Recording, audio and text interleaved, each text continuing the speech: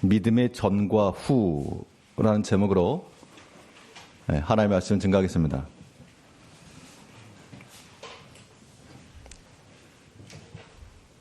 남자들이 받는 질문 가운데 당황스러운, 일반적으로요,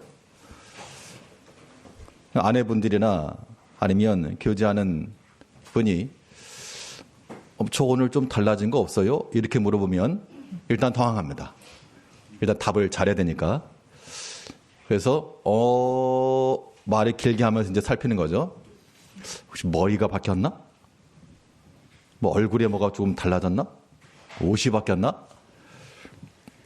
이 변화라고 하는 것은 그 전과 후가 명확할 때, 확연한 차이가 있을 때 변화라고 하는 것이 인지가 되는 겁니다. 그런데 머리 조금 바꿔놓고 뭐가 바뀌었냐고 물어보면 곤란한 거죠. 어둠과는 확연히 다른 낮이기 때문에 밤과 낮의 변화를 우리가 인지하는 겁니다. 이러한 변화를 야기하는 것 가운데 하나가 바로 어둠 가운데 빛이 비치는 것처럼 믿음이 없는 우리의 삶 가운데 믿음이 오는 겁니다. 그러면 믿음 이전과 믿음 이후는 뭐 조금 바뀌는 정도가 아니고 여기에는 확연한 변화가 있기 마련입니다. 결국 우리가 믿음으로 산다라고 하는 것, 믿음 안에 거한다라고 하는 것은 그 전과는 비교해 보았을 때 확연히 다른 그런 믿음의 표징들, 그 믿음의 특징들이 있어야 하는 것을 말하고 있습니다. 그러면 이 믿음의 전과 후에 우리 성도들에게 나타날 그런 확연한 변화는 과연 무엇인가? 어떠한 변화들이 믿음으로 살아가는 성도들 가운데 있어야 될 것인가? 나는 과연 믿음이 있는가? 무엇을 가지고 판단할 수 있을지 오늘 본 말씀을 통해서 살펴보도록 하겠습니다. 첫 번째 이 믿음의 표지는 성장의 차이에 있습니다. 그러니까 믿음의 전과 믿음의 후가 무엇으로 확인되는가? 성장의 차이를 가지고 믿음의 유무를 우리가 확인할 수 있다는 겁니다. 즉 성장이라고 하는 것은 어린 아이에서부터 장성한 자리에 이르는 것인데, 초등학교 아이들가 들어가도요, 아마 약 유치원 같은 그런 모습을 볼 때가 있습니다. 아직 유치원생이네, 어린아이네. 그러다가 어느 순간 이 유치원 아이의 모습을 벗어버리고 초등학생다운 모습을 볼 때가 있습니다. 초등학생이 중학교 올라가도 마찬가지입니다. 중학교 1학년쯤 되면요, 처음에는 다 애들 같고, 그러다가 어느 순간 중학생 같은 모습을 볼 때가 있고, 고등학생도 마찬가지고요, 청년들도 마찬가지고, 결국 우리가 성장한다라고 하는 것은 그 이전, 믿음 이후로 우리의 이 성장함이 나타나야 한다는 얘기는 그 전에 있는 어린 아이의 단계를 버려야 될 것을 말하고 있습니다. 오늘 본문 24절 말씀에서 믿음이 오기 전에 우린 율법 아래 매인바되고 율법이 우리를 그리스도께로 인도하는 초등교사가 되어 23절에서 24절. 그러니까 믿음이 오기 전에는 율법 안에서 그 율법이 초등교사가 돼서, 초등교사라고 하는 것은 더하기 빼기를 가리켜 초등교사가 아니고 보조적인 교사, 보조적인. 즉 그 믿음이 오기 전 단계에 있어서 우리는 다 이런 어린아이와 같았다. 그 얘기를 하고 있습니다. 물론 율법이라고 하는 것에 대한 이 효능을 말하는 것이지만 믿음과 또 우리의 장성함의 정도를 가지고 비교하게 되면 믿음이 오기 전 단계는 초등 단계라. 그럼 우리가 믿음이 있기 전에 있었던 여러 가지 일들, 어린아이 일들, 그걸 벗어버려야 한다는 겁니다. 당연히 어린아이의 그 과정을 다 겪기 마련입니다. 애가 태어나자마자 뭐 장성한 제 모습을 가질 수가 없죠. 중요한 것은 점점 자라면서 어린아이 일들을 어떻게 하신다? 이거 벗어버리는 거. 그래서 바울도 말하기를, 내가 어렸을 때는 말하는 것이 어린아이 같고, 깨닫는 것도 어린아이 같고, 생각하는 것도 어린아이 같았는데, 그런데 이 어린아이 일들 어떻게 했다 그랬습니까? 버렸노라. 그것이 믿음의 성장함이요, 그것이 믿음의 전과 후에 확연한 변화라는 겁니다. 우리가 다들 그런 어린 아이들이거든요. 물론 나이적으로 어리다라고 하는 것이 아니라 믿음이 오기 전이니까 믿음이 없으면 그 생각하는 것이나 말하는 것이나 행동하는 것이 다 어린아이 수준이라는 겁니다.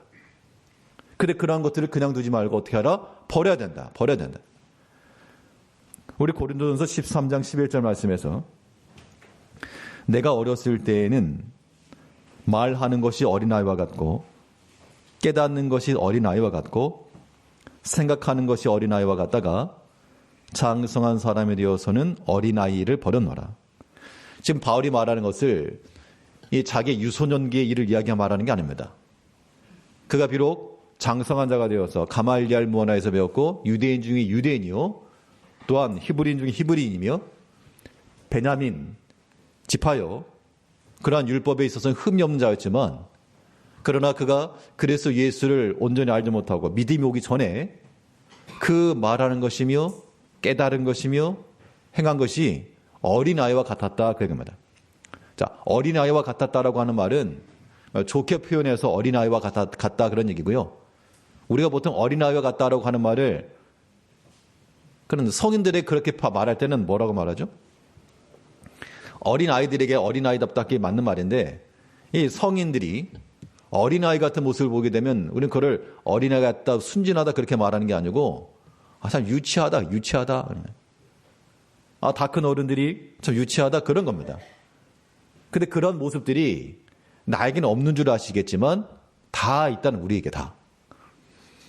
저는 목사긴 하지만 목사님들 사이에서 있다 보면 물론 때로는 어떤 저런 거 가지고 저렇게 반응을 하나? 저게 저렇게 서로 분쟁할 일인가? 저렇게 막 다툴 만한 일인가? 어떻게 보면 좀 성도들만 교인들만 못하네? 그런 생각을 할 때가 있습니다. 어떻게 보면 유치한 거죠. 어린아이 같은 그 모습이라는 겁니다. 자기 고집 강하고 자기 주장 꺾지 못하고 이거 목사들만의 문제는 아니고요. 교인들도 마찬가지입니다. 내가 직분을 받고 오랫동안 믿음 생활을 했어도 이게 그렇게 말할 일인가? 이거 그렇게까지 반응할 일인가? 이거 이렇게 다툴 만한 일인가? 그런 일들이 있거든요. 그럴 때 우리가 그것도 마찬가지로 고집인 거죠. 자기 고집이고 자기 주장이고 떼쓰는 거고 징징대는 거고 어린아이 모습인 겁니다.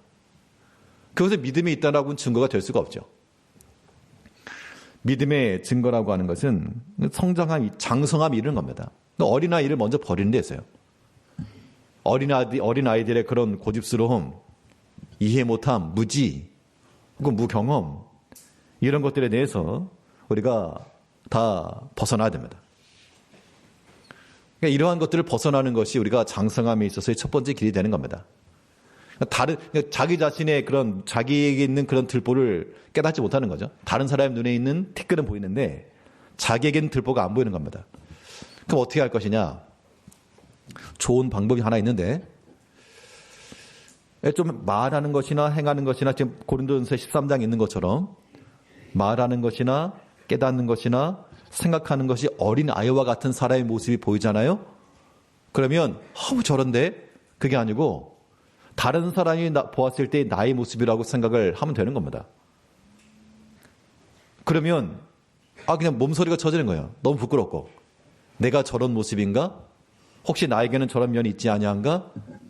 그런 생각을 좀 가져야 장성함에 이르는 겁니다. 근데 아직 어린 단계에 있으면요 그걸 봐도 못 깨달아요. 그게 가장 큰 맹점 가운데 하나입니다. 정작 깨달아야 될 사람이 못 깨닫는 그런 경우에 이르고 마는 것이죠. 우리가 믿음 안에서 확연한 변화라고 하는 것은 어린 나이에 그런 행실들을 버리는 데 있습니다. 궁극적으로는요. 어린아이를 버렸으면 우리는 장성한 자 행실을 힘써 따라가야 됩니다. 그러니까 장성했다라고 하는 것은 어떤 외적인 면에서의 변화를 의미하지 않고 오늘 본문에서 말하는 것은 믿음이 오기 전 그리고 믿음이 온 후, 또 믿음의 전후를 말하는 겁니다. 그래서 믿음이 있기 전에는 그 행하는 것이 다 어린아이 같고 초등교사 같고 보조하는 사람 같고 근데 믿음이 오게 되면 이제 그 믿음 안에서 이제 우리가 더 이상 초등교사일 있지 않다 그렇게 말씀했습니다.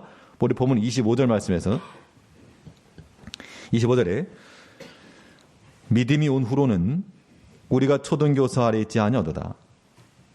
그러니까 믿음 전에는 말하는 것이나 행하는 것이나 깨닫는 것이 어린아이와 같았다가 믿음이 들어오고 나니까 말하는 것도 들어보면 한참 믿음이 있고 행하는 것도 보면 한참 믿음이 있고 그렇다는 겁니다. 더 이상 초등교사 아래 있지 않다. 목회자로서 언제 가장 큰 보람을 느끼는가 하면 성도님들의 믿음이 자랄 때, 그럴 때 가장 큰 보람입니다. 그래서 초신자와도 같았던 사람이었는데 시간이 지나면서 말씀이 들어가고 믿음이 들어가서 말하는 걸 들어보니까 믿음 있는 말을 하네? 또 행동하는 걸 보니까 믿음 있는 그런 행동을 하시네? 이런 게 보이게 되면 굉장히 큰 그런 보람과 뿌듯함이 있죠. 반대의 경우는 그 반대의 반응이고요. 이제 우리가 믿는 마음을 가지고 하나님 앞에서 더 이상 어린아이와 같은 초등교사와 같은 그 아래에 있지 않아야 됩니다. 언제까지 줄 똑바로 서라 이런 얘기, 언제까지 서로 싸우지 마라, 언제까지 그런 얘기 하겠습니까? 어린 아이들이 하는 말을 우리가 지금 듣고 있는 거잖아요. 이제 우리가 믿음 안에서 장성한 자가 되어가지고 더 이상 주의를 위해서 여러 가지 어려움이 있어도 좀 감당해 나가야 되겠는데, 작은 것 하나 어린 아이들처럼 헤쳐나가지 못하고 쉽게 무너지고 그런 마음을 가지게 되면 그런 마음을 가지고 주의를 이뤄갈 수가 없다는 겁니다. 이제 우리 자신의 믿음의 상태를 한번 봐야 되겠습니다. 나의 믿음이 없진 않을 건데 나의 믿음은 어린 아이와 같은 것인가? 순진하고 착하고 그런 의미를 말하는 게 아니라 어린 아이들이기 때문에 못해. 여러 가지 상황 때문에, 형편 때문에 못한다. 이게 어린 아이들의 모습이죠. 그래서 여기서 장성한 자들은요. 장성한 자들은 어려움이 있고 막힘이 있어도 그걸 극복하고 이겨낼 수 있는 힘이 있는 거죠. 그러니까 장성한 겁니다. 우리 신앙인들은 여러 가지 삶에 있어서 참으로 하나님께서 기뻐하시는 것이 우리 믿음이지 않습니까? 이 믿음을 가지고 사는 것이 중요한데 이 믿음 안에서 살아가려면 이제 어린아이 단계를 벗어나셔야 됩니다. 어린아이 단계를 벗어나서 맨날 우유만 먹고 살 수가 없잖아요. 그래서 성경에서 뭘 말했는가 하면 장성한 자들이 먹는 음식에 대해서 말했습니다. 단단한 음식, 좀 딱딱해가지고 그냥 입으로 쑥 들어가지는 않고 이거 좀 깨서 먹어야 되고 작은 저작 운동을 해야 되겠고 또 소화력도 있어야 되겠고, 그런데 그런 것이 큰 양분이 된다 그 얘기입니다. 여기 단단한 식물이라고 하는 것은요, 이 히브리 5장 14절 말씀에서 단단한 음식은 장성한 자의 것이니 그들은 지각을 사용함으로 연단을 받아 선악을 분별하는 자들이니라. 그리고 장성한 자 행실을 따른다라고 하는 것은 단단한 식물을 먹는 자들이라는 것인데 이건 결국 연단을 잘 받는 겁니다. 연단을 받는다라고 하는 것, 대장간에서 이 달구어진 쇠를 내리치지 않습니까? 그래서 점점 이 강도를 높이는 것인데, 이 두드려 맞는 그 쇠덩이 입장에서는 맞는 거예요, 맞는 거. 그런데 그런 연단함을 통해서 그 쇠덩어리가 늘어나기도 하고 펴지기도 하고, 그 뜨거운 불 아래서 내려치는 그런 연마 작업을 통해서 그러한 병형이라고 하는 것이 발생한다는 겁니다. 우리가 그래서 예수 안에서 장성함이 이른다라고 하는 것은 말 그대로 어린아이와 같지 않고 상황에 따라 가지고 어린아이들은 더우면 덥다 말하고 추우면 춥다 말하죠.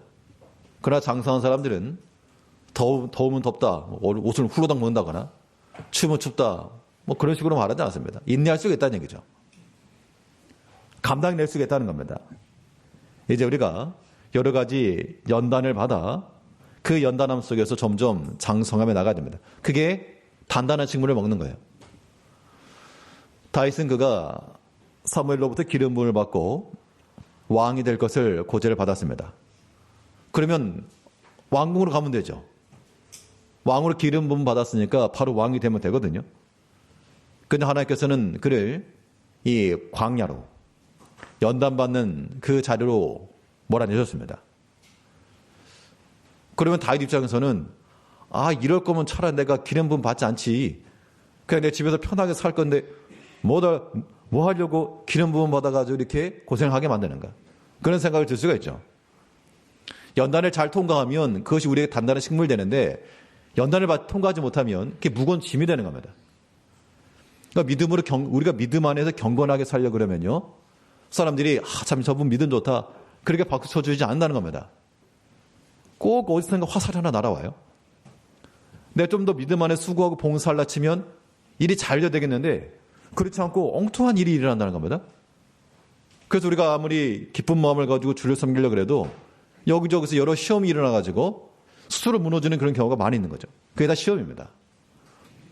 악한 마귀가 그냥 내버려 두지 않죠. 네가 어디 믿음을 쓰려고 그러느냐? 애따 이거 하나 받아라. 하고 오해의 말 한번 듣게 하고 내가 무슨 교회 봉사냐? 애따 이거 하나 받아라. 하고 안 좋은 소리 한번 듣게 하고 그러면 뭐 스스로 무너진다는 겁니다. 우리가 아무리 주를 위해서 힘써 봉사하고 수고하고 선한 믿음의 일을 하고 경건의 일을 하려 해도요. 여기에는 우리 넘어서야 될 그런 장애물들이 있기 마련입니다. 이 고등학생 때 내가 새벽 예배를 나가려고 그때는 그 당시에 새벽 예배가 오후 4시 오전 4시 반이었습니다. 그럼 보통 한 4시쯤에 일어나서 교회를 가는 겁니다. 그러니까 고등학생이 새벽 예배에 나가겠다고 그 시간에 맞춰서 오면 이거는 믿음 없는 행위는 아니고 믿음 있는 행동이죠, 사실은. 오늘 새벽 예배에 가야지, 기도하러 가야 되겠다. 그런 마음을 가지고 나왔다는 겁니다. 그러면은 당연히 그 새벽 예배에 가는 길이 너무 즐겁고, 막 하다못해 뭐 땅바닥에 떨어지는 동전 하나 줍고, 그래야죠. 내가 믿음을 가지고 기도하려고 새벽 예배 가는데, 하나님께서 최소한 그렇게 해 주셔야지. 그런데 그날 누구를 만나는가 하면, 지금 고등학생 그럼 지금 고등학생이라 그래 아직 어리잖아요. 고등학생 그럼 학생 티가 나고. 보통 그 새벽 4시쯤에 길거리를 돌아다니는 사람들을 보게 되면 성경책을 들고 교회 가는 사람이 있고, 그 다음에 일찍 출근하려고 부지런히 뛰어가는 사람이 있고, 또 반대로 늦게 비틀거리면서 퇴근하는 사람이 있고, 맞은편에서 어느 한 사람이 다가오는데 손에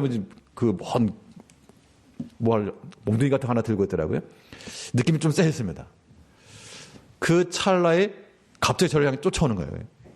저는 가고 있는데 마주서 저를 향해서 마주 달려오는 겁니다. 그래서 제가 어떻게 했는가 하면 무술로 제압한 게 아니고 도망갔습니다. 무서워가지고 소리치면서 사람이 극한 상황에 처하니까 달리기가 빨라지더라고요.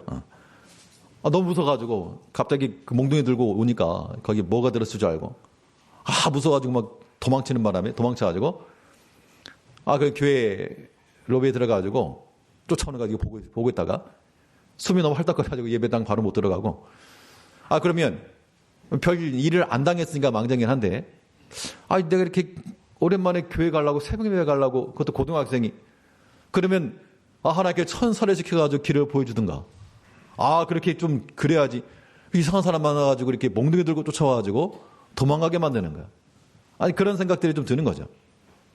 그 다음날 제가 교회를 갔을까요? 안 갔죠, 당연히. 또 만날까봐 무서워가지고. 근데 이건 비단 그런 경험들은 우리가 다 한 번씩 겪을 만한 일들이죠. 내가 오랜만에 교회 봉사 나가야지. 그런데 한마디 툭 나오는 겁니다. 믿음 안에서 경건하게 살려 그래도 이것이 만사 형통이 돼가지고 주를 잘 섬길 수 있는 그런 환경이 되지 않는다. 성경을 명확히 얘기했어요. 주 안에서 경건하게 살려고 하는 자는 뭘 받는다고? 핍박을 받는다. 핍박을 받으리라. 그러니까 이런 것까지 우리가 염두에 두고 나가는 것이 단단한 식물을 먹는 겁니다. 그게 연단받는 거예요. 그런 단계를 넘어서야 우리가 믿음 안에서 성장함이 이른다는 겁니다. 우리가 어떤 믿음을 하시더라도 우리가 어린아이 수준에서 머물지 마시고요. 그러니까 다 말을 안 해도 사실 교회 내에서 우리가 서로 말은 안 해도 속으로 다들 판단하시잖아요. 성도님들이 목사를 보면서 목사 뭐 저런데 그게 판단하시잖아요. 그에 걸맞지 않은 행동이나 그런 모습들이 나올 때 마찬가지입니다. 우리 모든 성도님들도 우리가 다른 사람에 대해서 비난만 할 줄 알지 내가 그런 비난을 받을 거라는 생각 못 하시겠지만 똑같은 거예요. 똑같은 거. 다른 사람에게 부족함이 보였다는 얘기는 나도 똑같이 부족함이 있다. 그렇기 때문에 우리는 그런 것들 다 타산지석을 삼고 모든 때로는 여러 가지 오해의 말도 있을 것이고 고난도 있고 핍박도 있겠으나 그런 데에서 우리의 연단함을 잘 받으시고 그 연단함을 잘 받으면 그 단단한 음식이 우리에게 큰 영향이 되는 겁니다. 그것이 우리를 하여금 성장케 하는 그러한 원인이 되는 겁니다. 믿음이 있냐 없냐, 믿음이 전이냐 후냐 라고 하는 것의 확연한 차이는 이 성장의 차이입니다. 이제 말하는 것이나 행동하는 것이나 어린아이 일들은 다 벗어버리시고요. 장성한 자 행실을 따라서 더 이상 초등교사 아래서 더 이상 유치원 아이들 같이 줄 똑바로 서라, 서로 사랑해라, 뭐 그런 수준 넘어서서 주를 위해서 수고하고 주를 위해서 인내하며 이러한 연단을 받아 단단한 음식으로서 점점 장성함에 이르는 우리 성도님들이 되시기를 바라겠습니다. 둘째로, 믿음의 전과 후에 확연한 변화가 어떻게 나타날 것인가? 무엇에서 이런 변화를 보여야 될 것인가? 믿음의 후로 산다라고 하는 것은 여기는 또한 순종의 차이가 나타나게 되어 있습니다. 그러니까 믿음 전에는 순종함에 이르지 못했다가 믿음이 오고 나면 그때는 이제 우리가 주의 말씀을 믿고 순종함에 이를 수 있다. 그 얘기입니다. 순종함에 이른다라고 하는 것은 순종하지 못한 단계, 즉 불순종의 단계를 버려야 됩니다. 성경에서는 하나님의 그런 구원에 이르지 못한, 이 죄사함의 은총에 이르지 못한 그런 자들을 가리켜 공중의 권세 잡은 자의 자를 따른 이 불순종의 아들들이라고 그랬습니다. 이 불순종의 아들들 그 단계에서는 아직 구원함에 이르지 못한 거예요. 믿음이 없다는 얘기입니다. 근데 우리는 누가 되었습니까? 불순종의 아들들이 아니라 하나님의 아들이 되었죠. 그리스도 예수는 언제나 예가 되었느니라. 하나님 앞에 온전한 순종하신 그 그리스도를 따라서 예수 안에서 하나님의 아들이 되었으므로 이제 우리는 불순종의 아들들이 아니요 순종의 아들들이 된 겁니다. 이 순종의 아들이라고 하는 것도 무엇을 통해 가능한가? 믿음으로 말미암아 순종의 아들들이 된다는 겁니다. 우리 보면 26절 말씀에서는 너희가 다 믿음으로 말미암아 그리스도 예수 안에서 하나님의 아들이 되었으니, 여기서 말한 믿음이라고 하는 것이 순종이라고 하는 우리의 선한 행실을 의미하기도 하고, 또 하나님의 아들이 되었다라고 하는 것은 우리가 구원함에 이른 것이므로 믿음으로 말미암아 구원 얻은 그런 우리를 가리키기도 합니다. 구원함에 이른 우리 믿음의 성도들은 그 주의 약속의 말씀을 따라 순종하는 믿음을 가지고 나가야 되는 게 마땅하죠. 그 불순종함의 일들을 버려야 됩니다. 왜 그런 불순종 일들을 버려야 될까? 성도님들께 이제 질문을 드리는 겁니다. 왜 그럼 우리는 불순종하지 말아야 되죠? 내가 왜 그럼 그거 내 마음이지. 순종을 하건 말건 그건 내 결정이지. 왜 이리라 저리라 하는가? 뭐 이리라 저리라가 아니고요. 이건 개인적인 판단이긴 한데 우리가 왜 불순종의 일들을 버려야 될까? 이거에 대한 명확한 답을 우리가 알고 있어야 됩니다. 성경에서 말하는 명확한 기준. 왜 우리는 그런 이 불순종 일들을 버려야 되죠?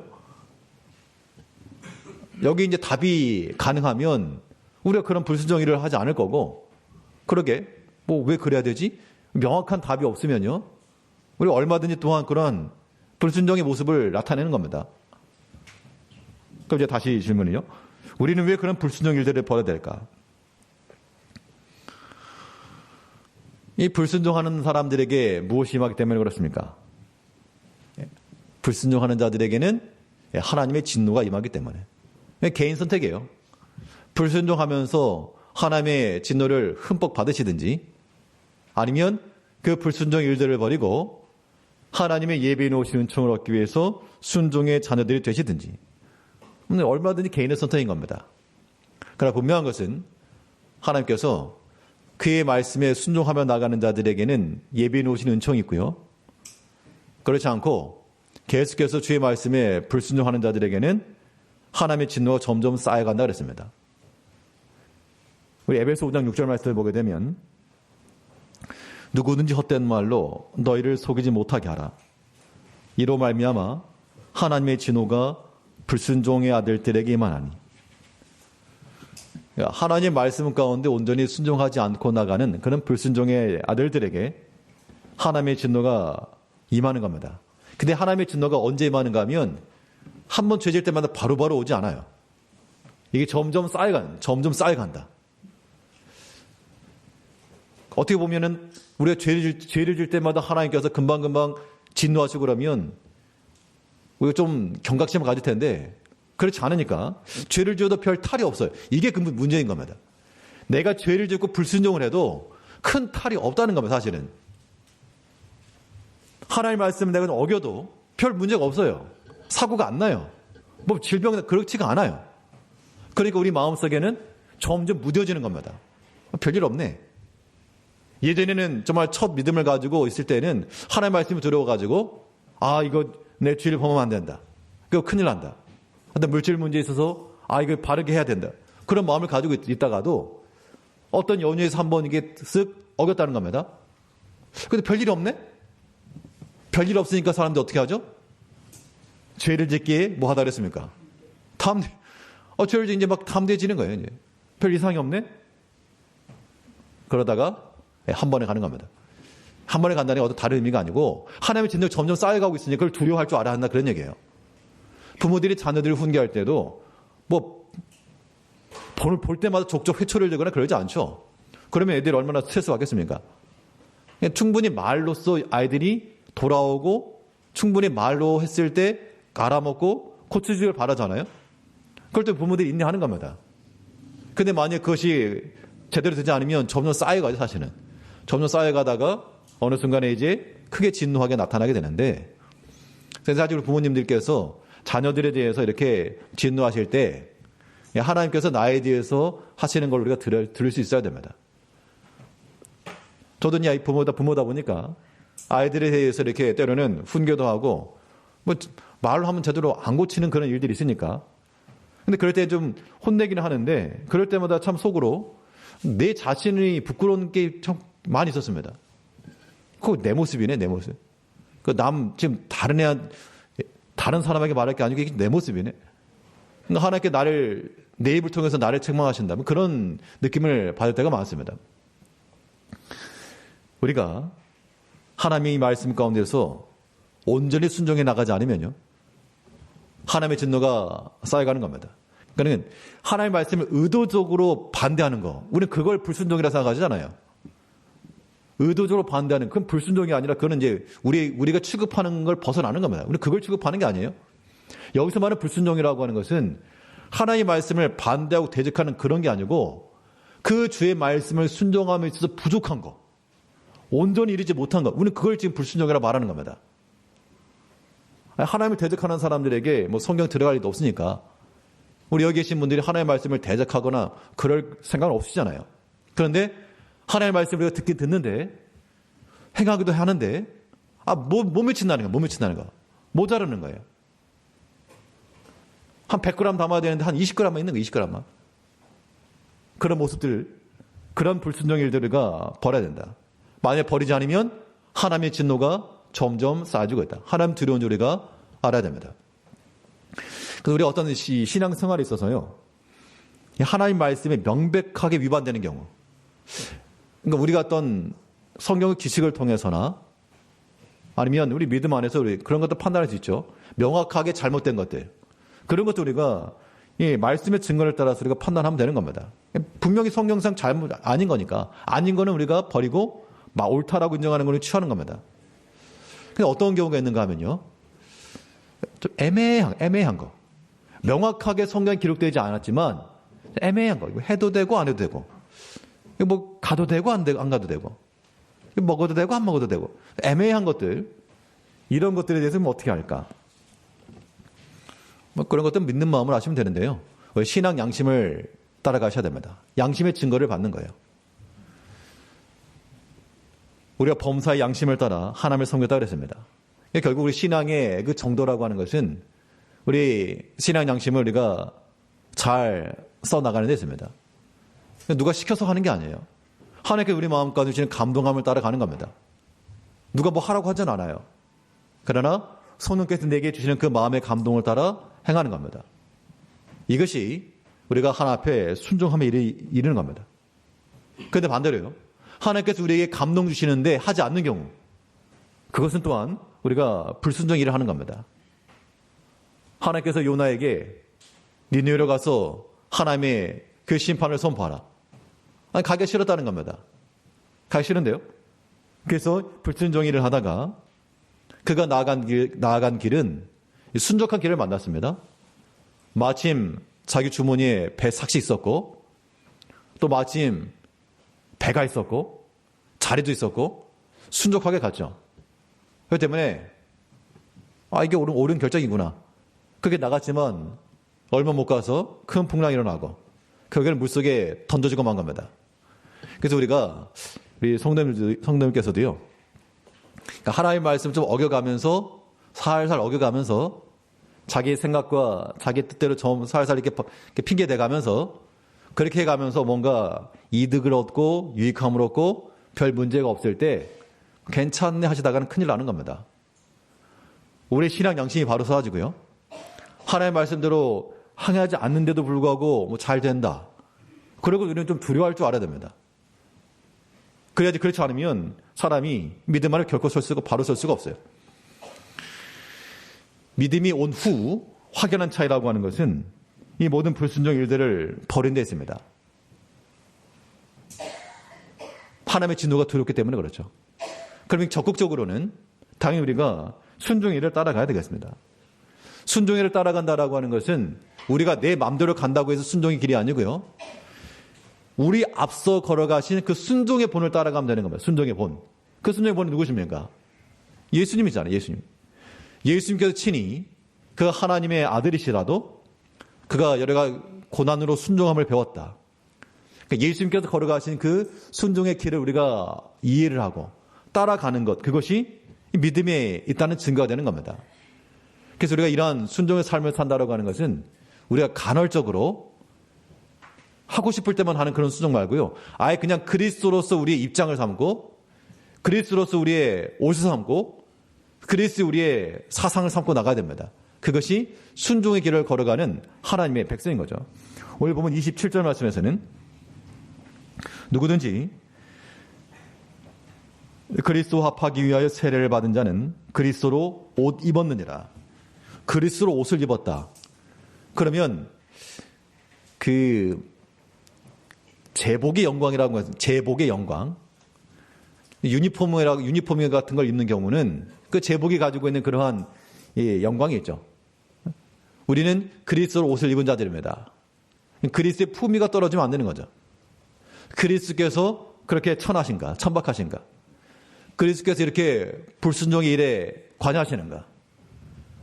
그리스도께서 이렇게 다툼의 현장 가운데 서 계시는가? 이거는 그 제복에 대한 욕이 되는 겁니다. 뭐 경찰이 되었건, 뭐 의사가 되었건, 법관이 되었건 다 나름대로 그런 제복이 있지 않습니까? 그 평상시와 달리 그런 제복을 입었을 때는 그 무게감이 더해지는 겁니다. 거기에서 주는 사명감도 있고요. 우리는 그리스도로 옷을 입었다고 하는 것은 그리스도의 제복을 입은 거죠. 하나님 나라의 시민이요, 하나님 나라의 군사요, 하나님의 자녀요. 그런데 우리의 모든 삶의 행실 가운데서 이 제복을 더럽힌다 그러면 이거는 비난과 욕을 먹기에 충분합니다. 우리가 그런 뉴스를 통해서나 그런 경우 많이 있지 않습니까? 우리는 그리스도와 합하기 위하여 그리스도로 옷을 입은 자라. 이 그리스도의 옷이 더러워지지 아니하도록 그의 순종하심의 본을 우리가 잘 따라가야 됩니다. 그래서 믿음의 전과 후가 명확하게 변화되어야 됩니다. 전에는 내가 주의 말씀을 지키지 못했는데 이제는 내가 주의 말씀을 지킵니다. 전에는 내가 순종하지 못했는데 이제는 내가 좀 더 순종하며 나아갑니다. 그런 변화의 모습들이 우리 가운데 확연히 있어야 된다는 겁니다. 시편 기자도 이렇게 표현했습니다. 내가 전에는 내가 마음대로 내 의지대로 내 그릇한 대로 행했는데 그러다 보니 내가 고난을 많이 받았거든요. 그 고난의 연단함을 통해서 이제는 내가 주의 말씀을 깨닫고 그 말씀을 지킵니다. 라고 하는 그런 변화의 모습을 고백을 하고 있습니다. 시편 119편 67절 말씀에서 고난당하기 전에는 내가 그릇 행하였더니 이제는 주의 말씀을 지키나이다. 그러니까 그 전에는 안 그랬다는 얘기입니다. 그 전에는 주의 말씀에 대해서 모르진 않았을 것이나 지키지 않았다는 얘기죠. 그런데 그 고난으로 말미암아 고난 당하고 나니까 하나님이 살아계신 게 분명하고 이 말씀대로 나가는 길이 안전한 길이다라고 하는 것이 명확해지고 그러니까 이제는 믿음이 온 후로는 내가 주의 말씀을 지킵니다. 우리가 주의 말씀을 지킨다라고 하는 것은요. 믿음으로 산다는 것은 어쩔 수 없이 그렇게 사는 게 아니고 그 어떤 세상적인 관점보다도 더 현실적인 기준인 겁니다.